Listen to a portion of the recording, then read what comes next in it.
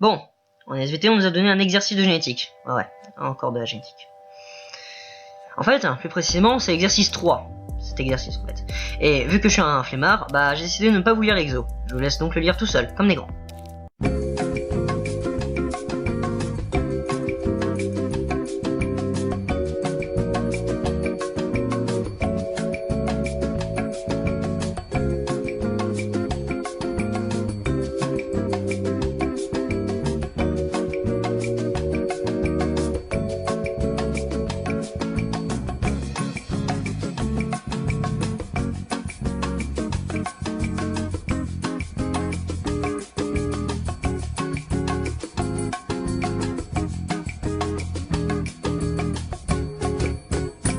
Bon, c'était bien? Bon, il y a plusieurs choses à retenir de cet exercice. Premièrement, sauf que même si les parents P1 ont des allèles différents, la première lignée, appelée F1, possède à chaque fois le même phénotype. C'est-à-dire un pelage lisse et une queue longue. Enfin, une queue normale, mais une queue longue. En fait. Donc, on va essayer d'expliquer ça par un croisement. Et en fait, c'est exactement ce qu'on va faire. Ouais. Bon, juste avant de commencer, donc vous en voulez pas trop s'il vous plaît. Il faut préciser que on va partir de l'hypothèse de base que les deux gènes se situent sur le même chromosome. C'est pas quelque chose que je balance comme ça, hein. On va bien évidemment au bout d'un moment on va le démontrer ça, mais pas maintenant, on va le démontrer plus tard. Donc vous devez prendre ça en compte pour bien comprendre ce que j'ai montré. Donc voilà. Donc, c'est notre premier croisement. Donc, on va faire un croisement entre les deux parents, donc P1 et P2.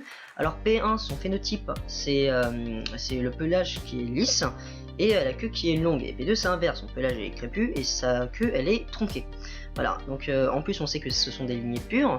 Donc, chaque allèle est représenté sur les deux chromosomes. Voilà. Donc, on les représente ici et ici. On voit bien qu'ils sont à chaque fois du côté des chromosomes. Voilà.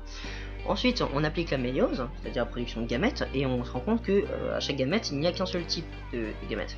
Ce qui est logique d'ailleurs, vu que il y a en fait les chromosomes à chaque fois c'est les mêmes, donc c'est pas illogique en soi. Donc ces deux gamètes là se rencontrent, forment une fécondation et forment donc les individus F1. Donc ce qui se passe, c'est que les individus F1, ils ont tous cette représentation là des allèles. Et ce qu'on sait aussi par ailleurs, c'est que le phénotype de F1 c'est toujours le même, c'est le phénotype en fait de P1. C'est-à-dire que les allèles de P1 sont dominants par rapport aux allèles de P2. Par exemple, l'allèle pelage lisse est dominant par rapport à l'allèle pelage crépus. De même, l'allèle queue tronquée est récessif par rapport à l'allèle queue longue. Voilà. On a parlé de récessif et de dominance, mais c'est peut-être pas clair pour vous. Donc en fait, quand il y a une situation de dominance, c'est qu'on va y avoir un allèle qui va être dominant par rapport à l'autre, qui va donc se voir sur le phénotype alors que l'autre sera totalement absent. Quand on dit absent, c'est pas qu'il n'existe pas. L'allèle en soi, il existe. Donc, mais il n'existe pas pour le moment. C'est un peu comme le vote. Ça existe, c'est bien, mais à court terme, on voit pas du tout de résultat. Donc on a déterminé à l'instant que les allèles dominants étaient donc les allèles queue normale et pelage lisse, qui étaient donc dominants respectivement sur les allèles queue tronquée et pelage crépus. Donc maintenant, ce qu'on va faire, c'est qu'on va créer une deuxième génération d'individus, qu'on va appeler la génération F2, qui est issue de l'union entre les membres de la génération F2 et d'individus possédant les allèles queue tronquée, pelage crépus.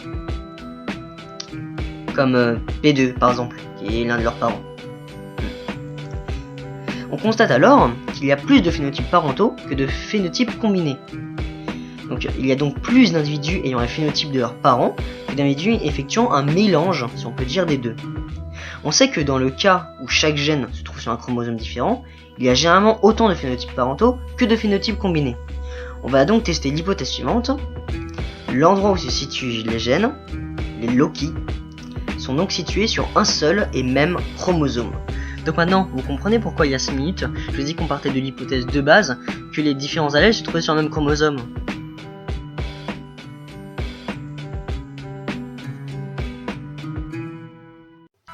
Donc on effectue donc notre deuxième croisement. Donc on a P2 et F1. Donc P2, comme on l'a vu déjà dans le premier croisement, elle n'a qu'une seule type de gamète. Et F1, vu qu'elle est composée à la fois des gamètes de P1 et à la fois des gamètes de P2, il a deux types de gamètes.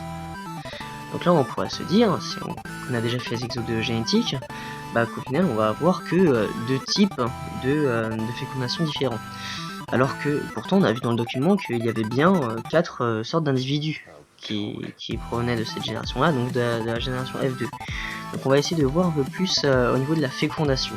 Alors souvent quand on parle de la fécondation, on a l'impression que les chromosomes, à chaque étape, c'est-à-dire prophase, anaphase, ils sont toujours bien rangés. Sauf que c'est pas le cas. Voilà. Par exemple lors de la prophase, eh bien les différents chromosomes homologues, c'est-à-dire les chromosomes qui ont porté les mêmes numéros, eh bien ils vont se mettre à se rapprocher, à se faire des câlins si vous voulez. Donc ils vont se toucher les chromatides au niveau de points qu'on va appeler chiasma. Et donc à ce moment-là il peut survenir un bug.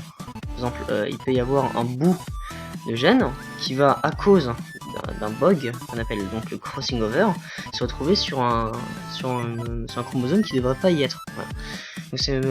Donc ce phénomène là on appelle le crossing over et c'est un phénomène quand même assez rare.